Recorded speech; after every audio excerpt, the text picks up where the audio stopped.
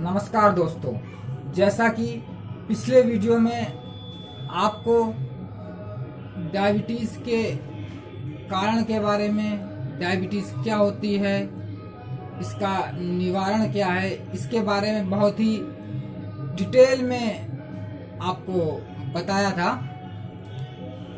तो कुछ चीज़ें रह गई थी तो उसको आज कंप्लीट कर देंगे। और डायबिटीज़ में क्या क्या योग की क्रियाएं करनी चाहिए, क्या क्या योग की क्रियाएं इसमें प्रभावी होती हैं, उनके बारे में आज चर्चा करेंगे। तो जो पिछले डायबिटीज़ की वीडियो में हमने बताया था कि डायबिटीज़ वालों को केवल 2 ही बार भोजन करना है। 2 जून का भोजन डायबिटीज़ वालों को करना है और 2 भोजन के बीच में 8 घंटे का गैप होना जरूरी है। और भोजन जो करना है उसमें आधा आपको कुक्ड फूड करना है और आधा आपको रॉ फूड करना है। मतलब पहले आधा रॉ खाना है जिसमें आपका फल, सलाद, अंकुरित या हरे पत्ते ये होंगे। फिर उसके बाद आपको कुक्ड फूड खाना है जो आप सामान्यतः खाते हैं, दाल चावल रोटी सब्जी, ये आपको खाना है। फिर शाम को भी ऐसा ही करना है आपको। पहले आपको रॉ फूड खाना है, सलाद, फल, स्प्राउट, ग्रीन लीव्स या, और इसके बाद फिर आपको कुक्ड फूड खाना है, जो भी आप रोटी सब्जी दाल चावल जो भी खाते हैं वो खाना है। तो इसमें जो ग्रीन लीव्स हमने बोली, हरी पत्तियां जो होती हैं ये बहुत लाभदायक होती हैं। तो जो शुगर को बहुत अच्छी तरीके से जो कंट्रोल करती हैं, जो आपके शुगर लेवल को नहीं बढ़ाती हैं, तो उसमें सबसे अच्छी ग्रीन लीव्स होती हैं। दूसरे नंबर पे सलाद होता है। तीसरे नंबर पे हमारा अंकुरित अनाज होता है, स्प्राउट्स होते हैं। और इसके बाद हमारे नट्स आते हैं, जो सूखे मेवे होते हैं हमारे, बादाम, अखरोट, ये सब कुछ आते हैं उसमें। और उसके बाद जो होता है वो हमारे फ्रूट्स होते हैं। तो ये सारे के सारे जो अभी हमने नाम लिए ये रॉ फूड हैं और इसको आप रॉ फूड के रूप में ज़रूर इस्तेमाल करें, जिसमें कि आपको ग्रीन लीव्स जो हरी पत्तियां हैं वो ज़रूर से ज़रूर इस्तेमाल करनी है। ग्रीन लीव्स में जो भी आप पत्ते खा सकते हैं, आप पालक के पत्ते खा सकते हैं, धनिया के पत्ते खा सकते हैं, पुदीना के पत्ते खा सकते हैं, करी पत्ता खा सकते हैं, और भी कोई यदि पत्ता खाया जा सकता है तो उसको आप खा सकते हैं।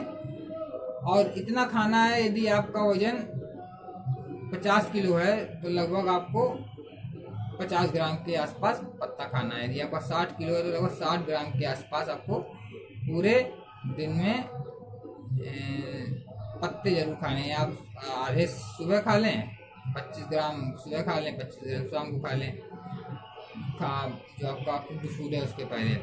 तो आपको ये पत्ते जरूर खाने हैं। यदि पत्ते खाने में कोई दिक्कत है तो उसकी चटनी भी बनाकर ले सकते हैं, लेकिन चटनी में नमक नहीं डालेंगे, उसमें टमाटर डाला जा सकता है।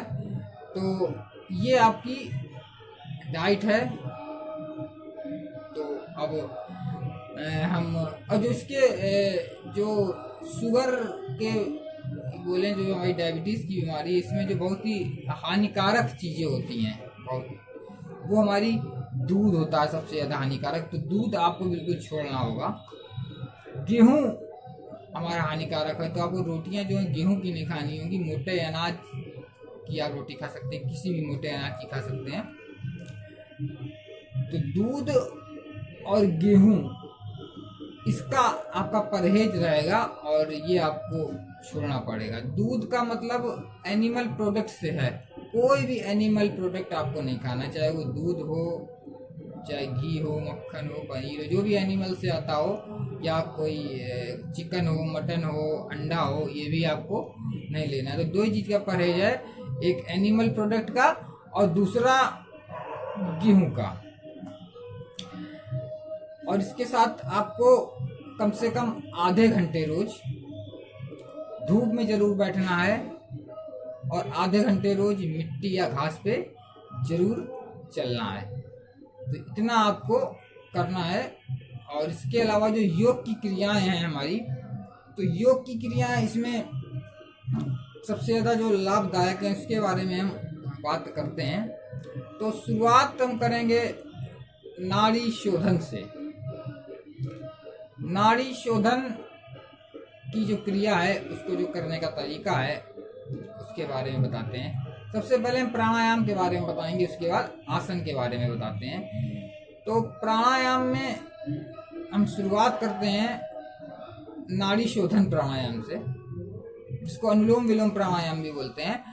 और नाड़ी शोधन प्राणायाम के पहले एक क्रिया करनी है, वो भी लगभग उसी तरह ही होती है जैसे नाड़ी शोधन प्राणायाम होता है। तो उसके बाद फिर हम नाड़ी शोधन प्राणायाम करेंगे। वो क्रिया करीब 2 मिनट की होती है, वो एक बार समझ लेते हैं। सबसे पहले सुखासन में या सिद्धासन में या पद्मासन में या किसी भी ध्यानात्मक आसन में बैठ जाएंगे, रीढ़ की हड्डी सीधी करके, और अपने बाएं हाथ को ज्ञान मुद्रा में घुटने के ऊपर रख देंगे और दाएं हाथ को हम उठाएंगे। इसमें क्या करना है, इस क्रिया में जो हमको नाड़ी शोधन प्राणायाम से या अनुलोम विलोम प्राणायाम से पहले करनी है, उसमें हमको सबसे पहले अपना राइट नॉस्ट्रल बंद करना है और लेफ्ट से 5 बार सांस लेनी है, 5 बार छोड़नी है। लंबी गहरी सांस लेनी है, लंबी गहरी धीरे धीरे छोड़नी है, धीरे धीरे लेनी है, धीरे धीरे छोड़नी है, इस तरह से।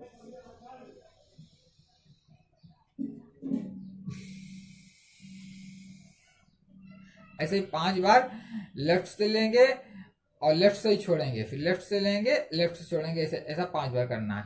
फिर 5 बार करना है आपको लेफ्ट को बंद करके राइट से लेना है और राइट से छोड़ना है 5 बार। लंबी गहरी धीरे धीरे लेनी है और लंबी गहरी धीरे धीरे छोड़नी है। 5 बार इधर से कर लेंगे। फिर उसके बाद आपको क्या करना है, फिर राइट को बंद करना है और लेफ्ट से लेना है और राइट से छोड़ना है 5 बार। लेफ्ट से लिया, धीरे से सांस ली, लंबी गहरी पूरी भरी धीरे धीरे, और लेफ्ट को बंद किया और राइट से छोड़ा। फिर हमने राइट को बंद करते हैं, फिर लेफ्ट से लेंगे, फिर राइट से छोड़ेंगे, फिर लेफ्ट से लेंगे, फिर राइट से छोड़ेंगे। ऐसा धीरे धीरे करेंगे 5 बार।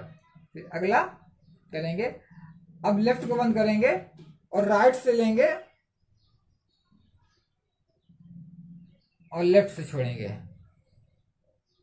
फिर राइट से लेंगे और लेफ्ट से छोड़ेंगे, फिर राइट से लेंगे और लेफ्ट से छोड़ेंगे। ऐसा 5 बार करेंगे। ऐसा करने से क्या होगा, जो हमारे दोनों नॉस्ट्रल हैं, लेफ्ट नॉस्ट्रल राइट नॉस्ट्रल, दोनों ही बहुत अच्छी तरीके चलने लगेंगे। इनसे हमारा संबंध इड़ा और पिंगला नाड़ियों का भी होता है। तो दोनों नाड़ियां हमारी एक्टिवेट रहेंगी इस क्रिया से, और दोनों ही नॉस्ट्रल हमारे अच्छी तरह से चलेंगे।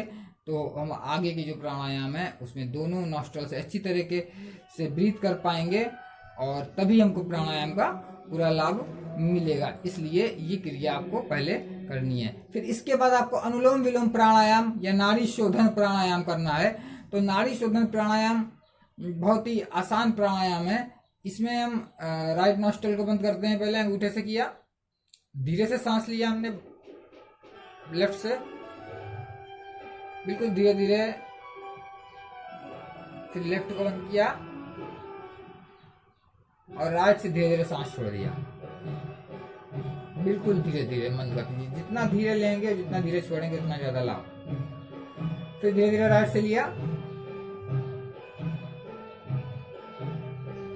राइट को बंद किया और लेफ्ट से सांस छोड़ दिया।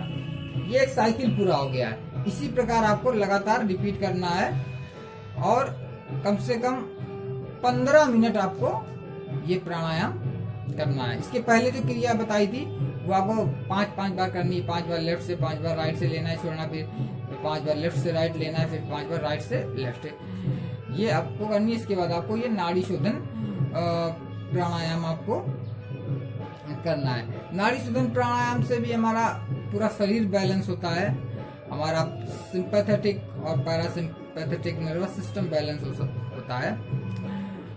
तो इसलिए हम इसको सबसे पहले करा देते हैं। इसके बाद नाड़ी शोधन प्राणायाम के बाद कपालभाति क्रिया, जो कि बहुत लाभदायक क्रिया है, इसको करते हैं।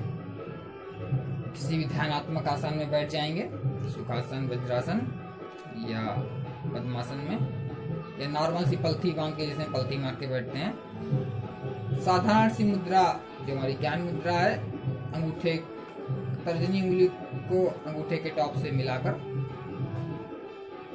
तीनों उंगलियां सीधी रहेंगी। तर्जनी उंगली और अंगूठे के नाखून आपस में टच नहीं करने चाहिए। और झटके के साथ सांस को बाहर छोड़ते हैं कपालभाति क्रिया में। आंख बंद रखेंगे।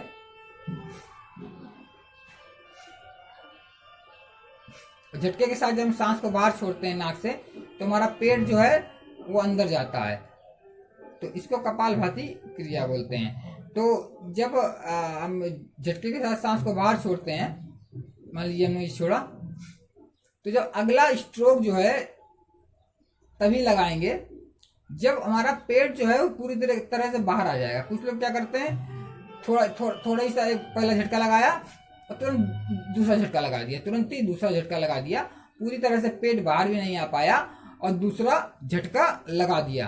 तो इसलिए इसमें जो आपको स्ट्रोक लगाना है, तो जब तक पूरा पेट बाहर ना आ जाए तब तक आप अगला स्ट्रोक नहीं लगाएंगे इस तरह से।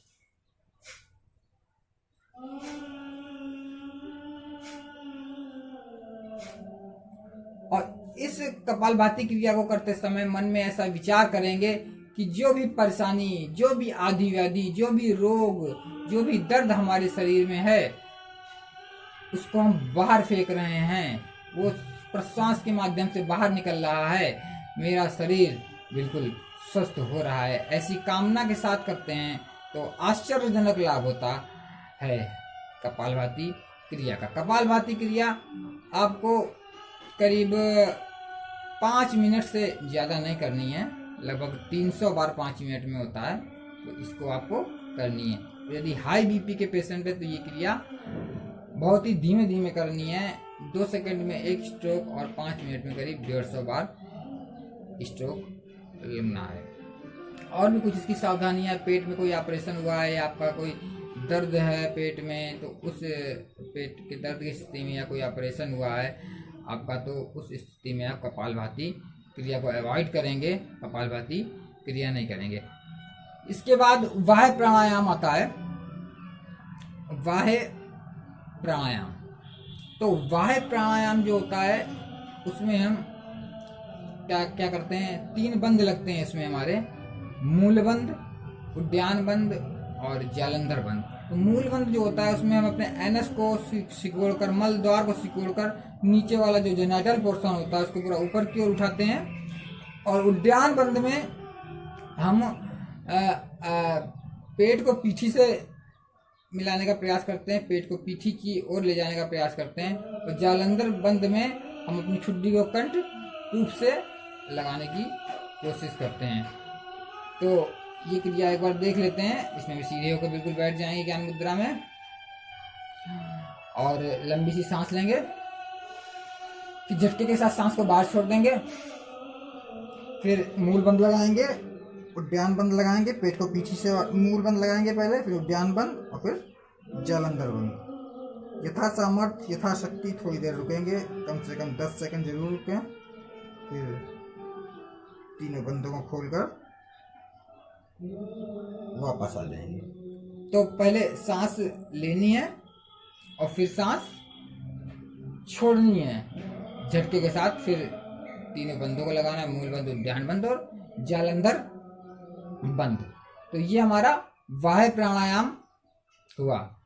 इसके बाद वाह्य प्राणायाम के बाद हमको कुछ आसन हैं वो करने हैं, जैसा कि इसमें मंडूक आसन बहुत लाभदायक होता है आपका।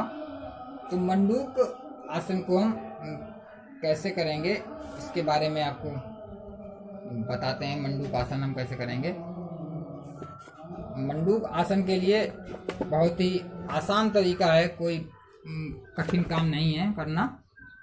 मंडूक आसन में हम लोग वज्रासन में इस तरह से बैठ जाते हैं, अपने दोनों पैरों को घुटने से मोड़कर पीछे कर लेते हैं और पीछे से हमारा जो अंगूठा होता है वो मिला होना चाहिए, पैर का अंगूठा पीछे से मिला होना चाहिए।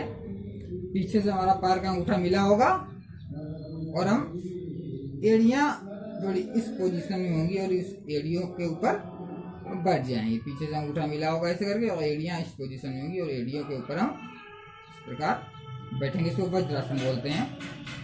अब हमको मंडूकासन करना है। तो मंडूकासन के 2 पार्ट हैं, दोनों आपको 5-5 बार या 3-3 बार करने होंगे। एक आसन कम से कम 3 बार तो जरूर करना ही करना है। सबसे पहले इसमें मुट्ठी बांध लेते हैं, अंगूठा अंदर, मुट्ठी बंद, नाभि के एक राइट साइड और एक नाभि के लेफ्ट साइड मुट्ठी रखते हैं इस तरह से और सांस लेते हैं, लंबी गहरी सांस छोड़ते हैं पूरी, फिर अपनी मुट्ठी से पेट को दबाते हैं और आगे की ओर झुक जाते हैं। आगे की ओर झुकेंगे और पेट को दबाए रहेंगे मुट्ठियों से। सामने की ओर भी देख सकते हैं, नीचे भी देख सकते हैं। तो कम से कम 1 मिनट तक जरूर रुकेंगे। यदि शुरुआत में 1 मिनट नहीं रुक पा रहे हैं तो कम से कम 20 सेकंड 30 सेकंड अवश्य रुकें। फिर सांस लेते हुए धीरे धीरे ऊपर। ये क्रिया आपको 3 बार कम से कम करनी है या 5 बार करनी है। 5 बार करेंगे तो थोड़ा ज्यादा लाभ होगा, लेकिन कम से कम 3 बार तो करनी ही है। इसका अगला पोज है,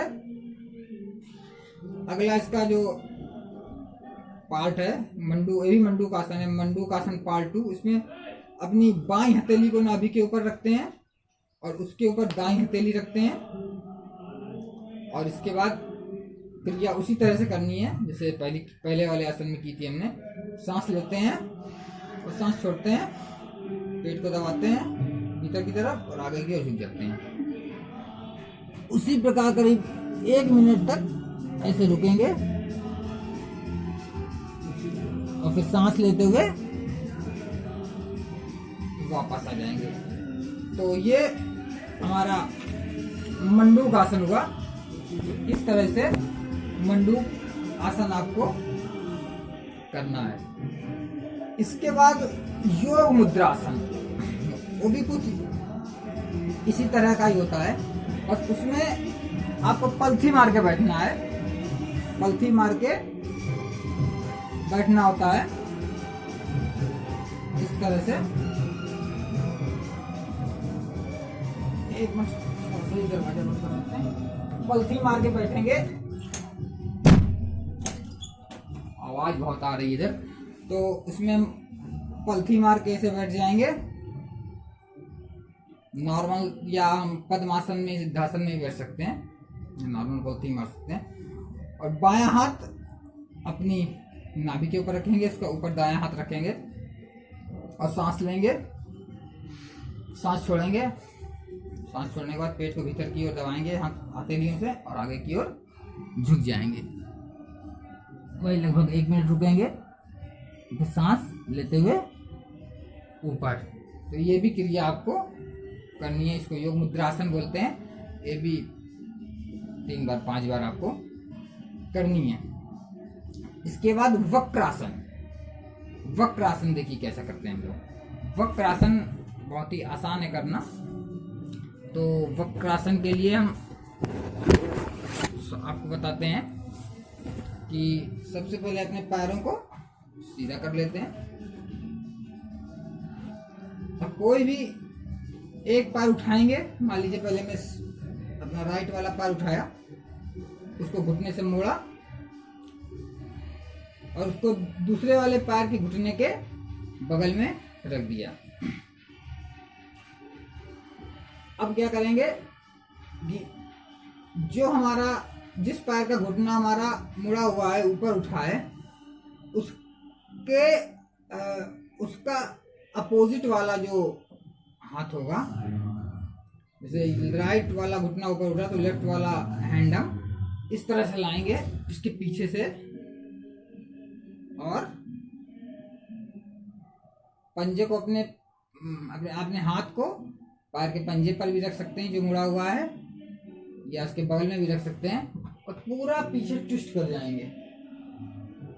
और हाथ राइट वाला हैंड जो है वो पीठ के हमारे रीढ़ की हड्डी के ठीक पीछे रहेगा और थोड़ी देर इस पोजीशन में लगभग 30 सेकंड 1 मिनट तक रुकेंगे, फिर वापस आ जाएंगे। इसी प्रकार दूसरे पैर से भी करेंगे। अब मेरा लेफ्ट वाला पैर ऊपर है तो राइट हैंड इस प्रकार लाएंगे और इस तरह से उसी तरह से हम मुड़ जाएंगे पीछे। ये लेफ्ट वाला हैंड जो हमारा पीठ के पीछे है वो हमारी वो रीढ़ की हड्डी के पीछे होगा और रीढ़ की हड्डी सीधी रखने की कोशिश करेंगे।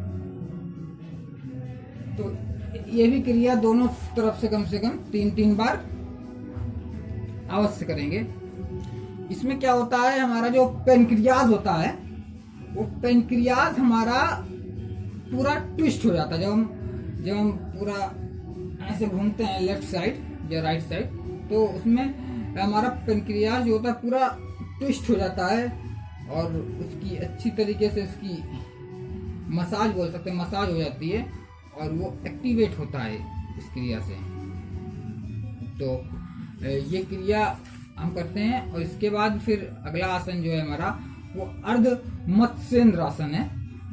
ये हमारे एक ऋषि के नाम पर रखा गया है, अर्ध मत्स्येंद्र आसन।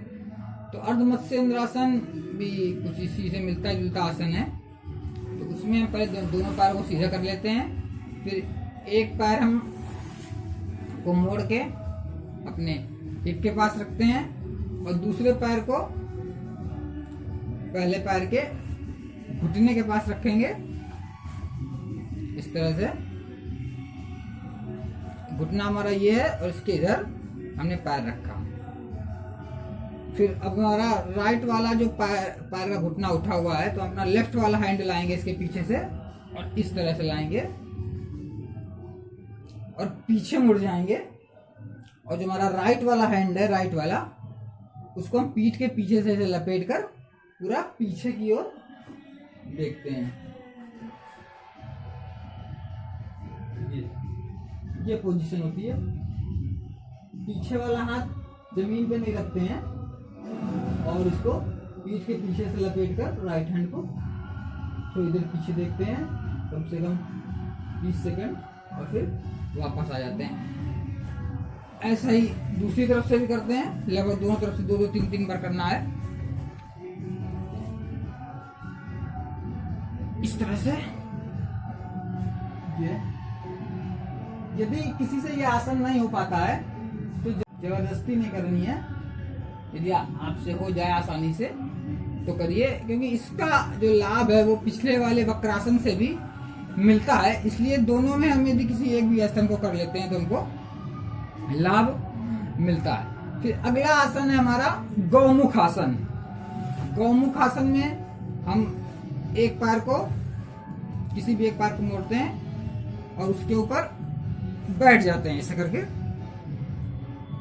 जो नहीं बैठ पाते हैं तो वो अपने हिप के बगल में पैर को रख लेंगे, तो जो बैठ सकते हैं तो वो बैठ जाएं। तो ये दोनों हमारे एक नीचे वाले जो पैर है लेफ्ट वाला, उसके ऊपर हमारा राइट वाला पैर आ गया है। तो ये गौमुख आसन इसका नाम। तो गाय के मुख के समान ये आकृति बन जाती है दोनों घुटनों की, तो इसको गौमुख आसन बोलते हैं। और इसमें जो सा घुटना ऊपर वाला है, तो अगर हमारा राइट वाला लेग का घुटना हमारा ऊपर है तो हम राइट वाला हैंड ही पीछे से लाएंगे जो सा घुटना ऊपर होगा, और दोनों को हाथों को इंटरलॉक करके अपनी उंगलियों से इस तरह से पीछे से पकड़ते हैं और बिल्कुल सामने देखते हैं। और इसी पोजीशन में हम कम से कम 20 स्ट्रोक कपालभाति भी करते हैं, तो हमको और भी ज्यादा लाभ होता है। पीछे से हम इस तरह से पकड़ते हैं, इस तरह से पीछे से इस तरह से पकड़ते हैं। पीछे जब जहाँ जाएगा हमारा तो नीचे ऊपर वाला ये इस तरह से, ये हमारा इस तरह से पकड़ने की कोशिश करते हैं। पीछे से दोनों हाथों को ये ऐसे पीछे से पकड़ते हैं। फिर इसी प्रकार हम दूसरी पैर से भी इसको करेंगे। जो भी आसन करते हैं वो हम लोग दोनों तरफ से करते हैं। अब इसमें हम अपना लेफ्ट वाला जो हमारा हाथ है वो हम पीछे ले जाएंगे, क्योंकि हमारा लेफ्ट वाला घुटना ऊपर है, और उसी प्रकार से करेंगे। सीधे देखेंगे सामने, और इसी पोजीशन में कपालभाति कर सकते हैं इस तरह से।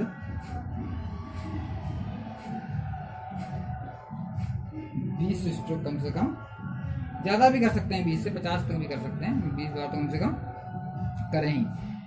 इसके बाद हम लोग पवन मुक्त आसन करते हैं। पवन मुक्त आसन करना भी बहुत ही सरल है। इसको करने के लिए लेटना पड़ता है पीठ के बल। पीठ के बल लेट जाएंगे इस तरह से, पीठ के बल लेटेंगे ऐसे। मान लीजिए हम लेट गए हैं, गर्दन भी उठी नहीं रहेगी, क्योंकि आप लोग को थोड़ी दिखने में परेशानी होगी, इसलिए हम थोड़ी सी गर्दन को ऊपर उठाए हैं।